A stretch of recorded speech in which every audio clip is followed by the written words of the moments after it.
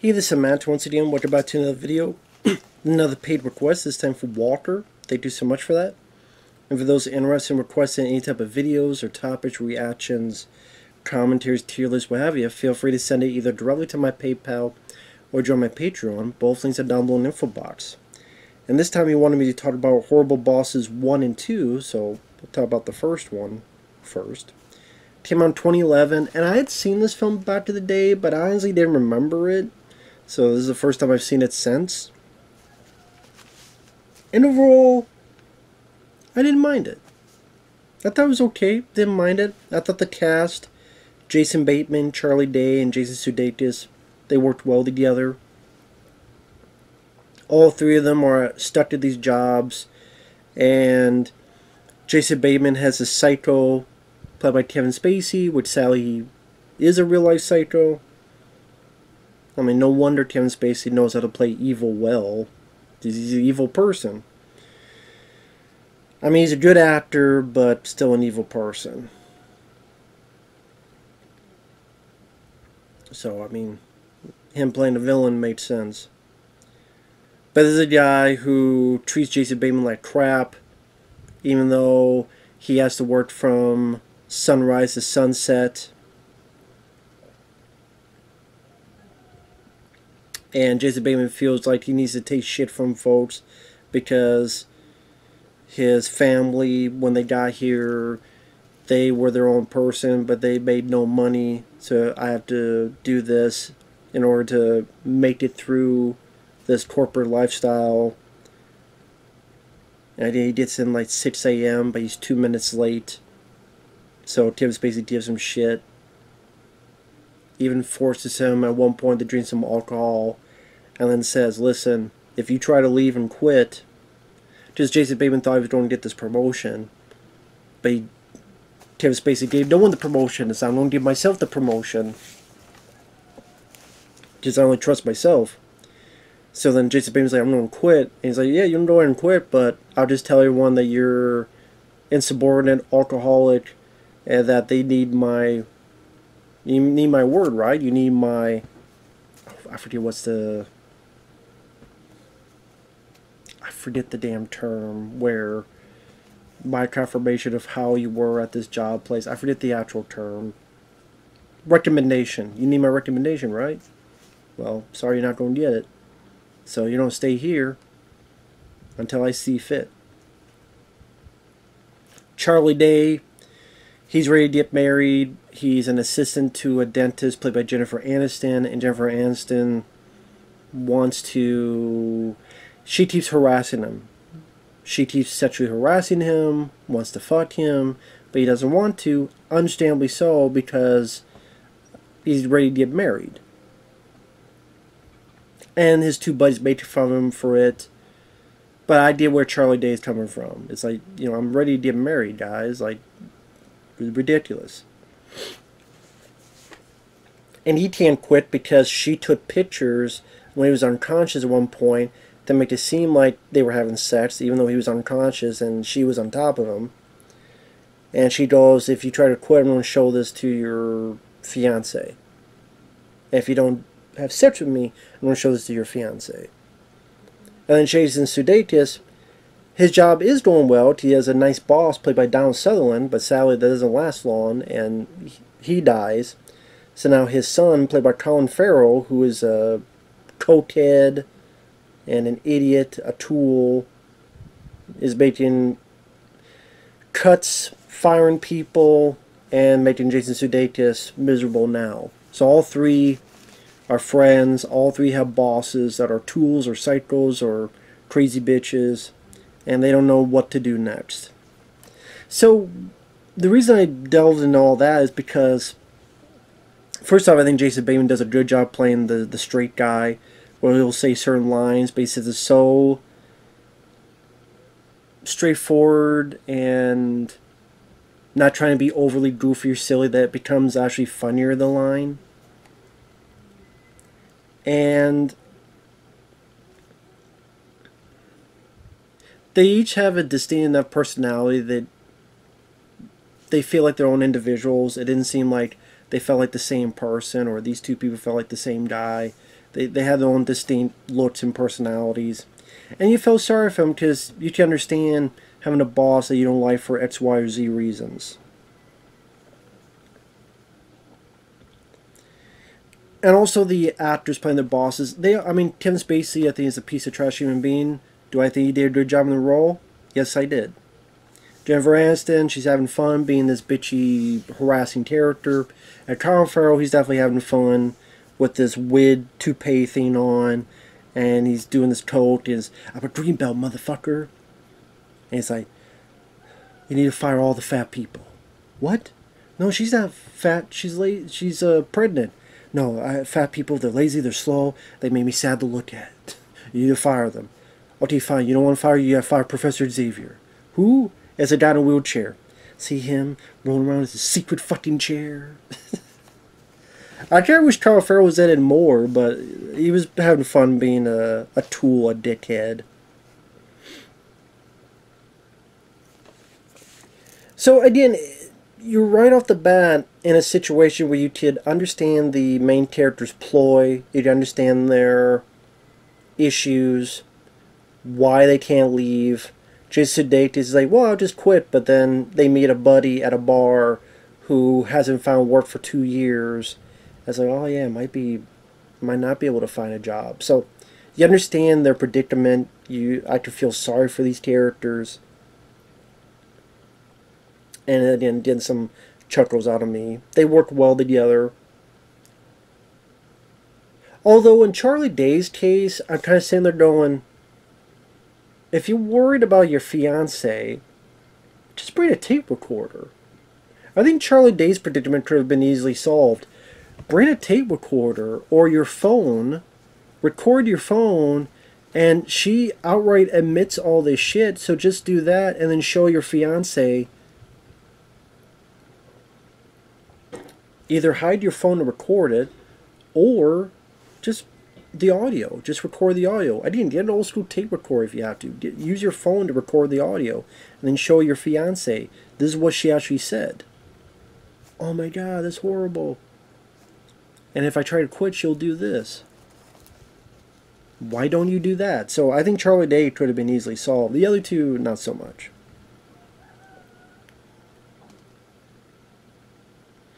So then they have to figure out what to do next, and then they have this kind of idea, what would you do if you could kill your boss? And then they kind of get more and more into the idea, and then, Jason Bateman goes, oh, this is a crazy idea. You thought of it first, but yeah, but I mean, just spitballing. So Jason Bateman doesn't really want to do this. The other two are more adamant to doing it. They hire a guy, wet work, doesn't do kids or political figures, so they think it's a hitman. And I recognize the actor. It's actually the guy who played Mr. Fantastic in the 2005 Fantastic Four movie. Ian Grufford? I can never pronounce his name. I'm like, oh, it's Mr. Fantastic.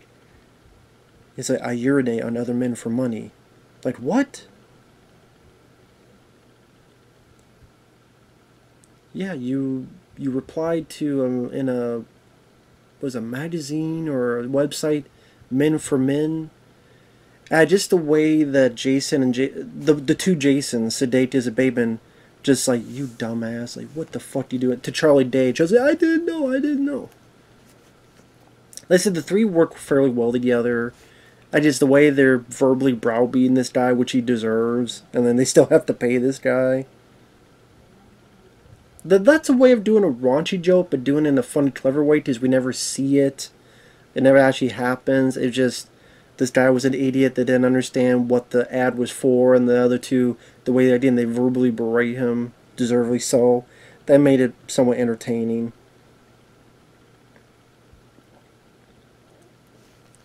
And so they're wondering what else to do, so try to find a bar, a dangerous bar, and that's where they get into the navigation guide on the car, Gregory, which will become important by the end of the film.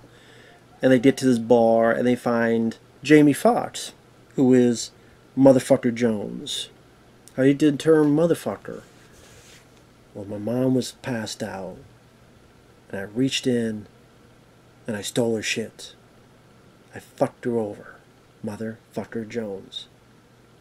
You should change that because, well, what do you think I did? Well, no. And Jamie Foxx is having fun with the role. I hope Jamie Foxx is getting better, by the way. After it was a stroke. I do hope he's getting better. And then he comes with the idea, why don't you kill each other's bosses? Everyone's like, oh, it's like that Alfred Hitchcock, Strangers on a Train. And then Charlie Day's like, oh, Danny DeVito was great like that. And so the other guy's like, oh, yeah, yep. Danny DeVito was great in the Alfred Hitchcock film. You fucking idiot. I stole Mama from the train.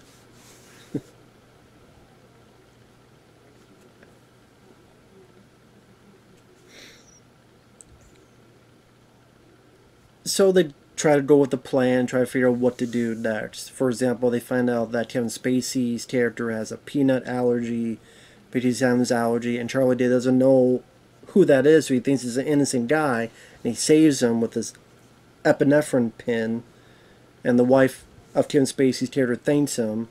Hey, I just, I saw you there. Hey, no, I'm not fucking your wife. I just met your wife. You want your pin back? Like, Charlie Day, like, I found him irritating in Pacific Rim, but I did not find him irritating in this.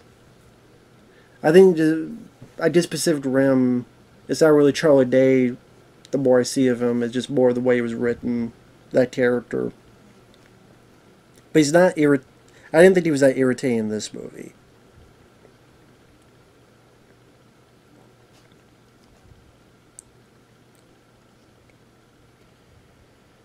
And of course, like all these things do, things go wrong, things go up shit creek. They tried to look into this cocaine that Colin Farrell has, they spilled the shit. They have to vacuum it, they dump it, they realize, oh shit, we should have cleaned up the vacuum first, so you gotta get the shit out. Or, they accidentally left this phone, but it's Colin Farrell's phone, and Kevin Spacey finds it. So Kevin Spacey thinks Colin Farrell was cheating on his wife, so Kevin Spacey goes and shoots Colin Farrell. And then Jason Sudeikis is supposed to take care of Jennifer Aniston, but instead he has sex with her because he's a sex fiend. And then Jason Sudeikis wanted revenge on Colin Farrell, so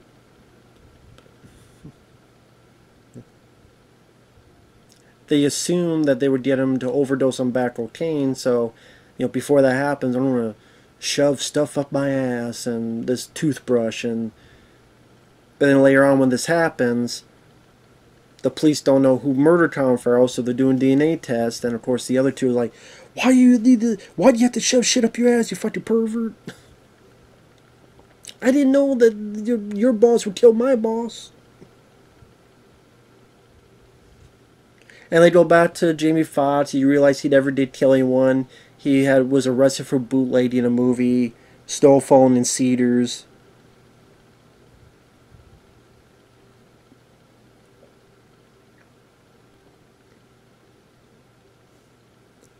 Until ultimately, at one point they're caught by the cops, but they're not arrested. And I noticed that one of the cops is actually Ron White, who is a stand-up comedian I do enjoy. Really the only guy, well, my favorite guy on that blue-collar comedy tour with Larry the Cable Guy and Jeff Foxworthy. Ron White I do generally like. I wish he had more to do. I wish he was in the film more. He does have a fun line where he's like, wait, you guys said you were drag racing? Yeah. In a Prius. Sure. Because they're asking, why did you speed away from supposedly this crime happened? And Jason Bateman's like, oh, I was speed racing. Really? Speed racing in a Prius?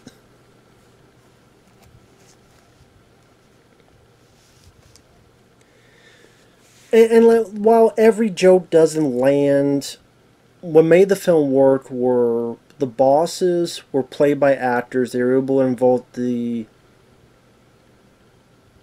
anger, vitriol, hatred that you can understand the main characters want and desire to take care of these guys, one way or another. The three main guys had some good chemistry among each other, with some funny bits here and there. You had some entertaining supporting work like Jamie Foxx. By the end, Well, I mean, there's some stuff like at one point Kevin Spacey wounds himself, then he throws a gun and Charlie Day stupidly catches it, but that's the whole point, is that the others get mad at him. Why'd you catch it, you dumbass? But thankfully the navigation guide was still on. Gregory, he recorded everything and showcases it to the police. And pretty much everything's taken care of. Kevin Spacey's arrested, Colin Farrell's dead, and Charlie Day gets the idea to blackmail Jennifer Aniston. And it's kind of a fun, in a way, uplifting moment of triumph where he tricked her into strangling this patient and got Jamie Foxx to record it and says, "You ever tried to look at me? I will lock you the fuck up, you crazy bitch whore. Ooh, that feels good." And it ended where it was satisfying. The three were able to get somewhere. Jason Bateman got a new boss who seemed nice. Just Bob Newhart. I'm like, oh shit, Bob Newhart from the Newhart show's in this. But then he's also got some guy locked in the trunk, and Bob Newhart's like, "Do you keep this between us?" Oh yeah, this guy, as he puts it, CEO is a twisted old fuck. But he's going to be nice to Jason Bateman. Jason Sudeikis, someone who we thought was pregnant, but you find out was just fat. She gets the boss, and then Charlie Day gets his comeuppance onto Aniston. So my point is, like, everyone, the bad guys get their comeuppance, the good guys are able to have jobs they're going to enjoy more, be less hassle. And all that shit's undone in the sequel, which is one of the reasons why that sequel sucks. But this one, I mean, I don't think it was one of the funniest comedies ever, or that time period, but it was enjoyable for what it needed to be. You know, some 3 likable leads. Well, more so Jason Bateman and Charlie Day. Jason Sudeikis was alright. I mean, he was okay. He was alright.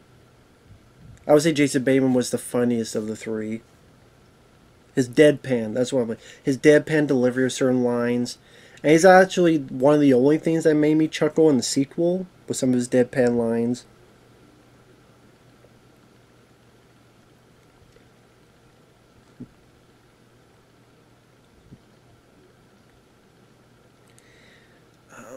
And it went at a good enough pace.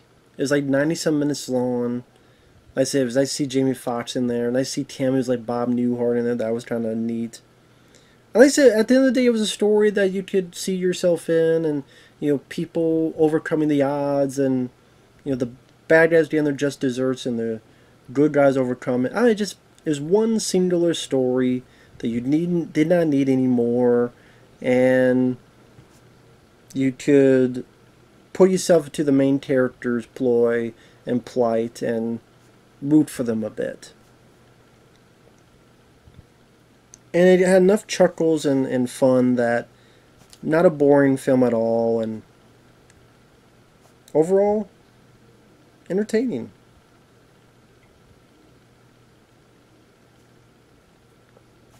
Despite having Kevin Spacey in there, but to be fair, he did well as the evil villain. Because he's evil in real life. So overall, yeah, Horrible Bosses was fun. Now the sequel, not so much, which I'll get to next time. So we'll see you guys later. Bye-bye.